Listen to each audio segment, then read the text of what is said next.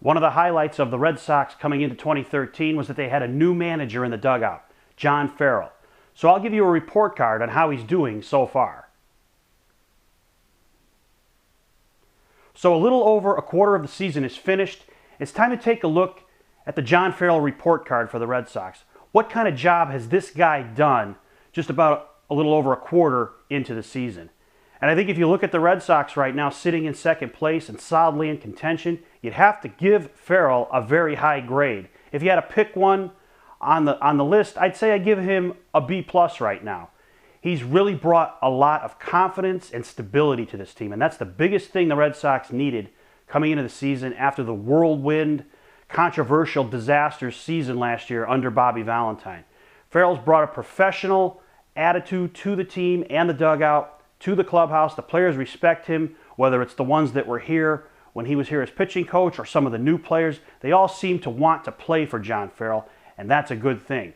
His management of his pitching staff has been the number one thing that's really been a big plus for the Red Sox, as Clay Buchholz and John Lester have obviously returned to their previous form under their former pitching coach. He's worked very well with his current pitching coach, Juan Nieves, who's done a good job with this team.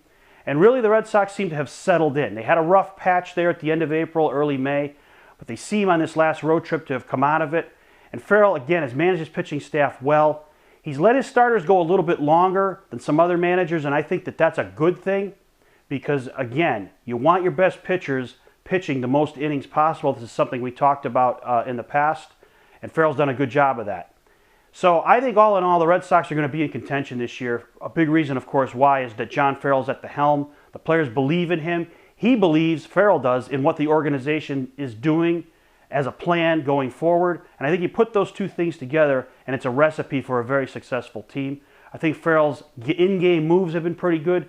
He might have been a little bit aggressive early in the season with the stolen base thing, but now he's pretty much letting guys like Jacoby Ellsbury, who can steal bases and has proven that over his career. He's letting guys like that run, whereas some of the other guys that he was letting go early in the season, running-wise, he's kind of pulled back on that. I think that's a good thing.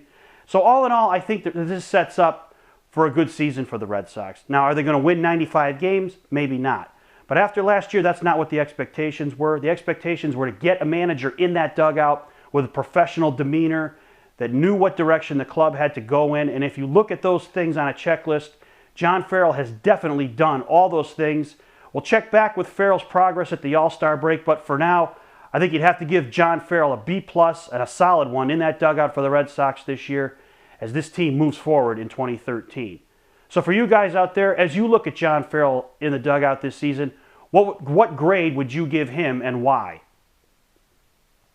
Thanks for watching. Don't forget to subscribe and tell all your friends about This Week in Red. And don't forget to check out my blog at BoSoxInjection.com.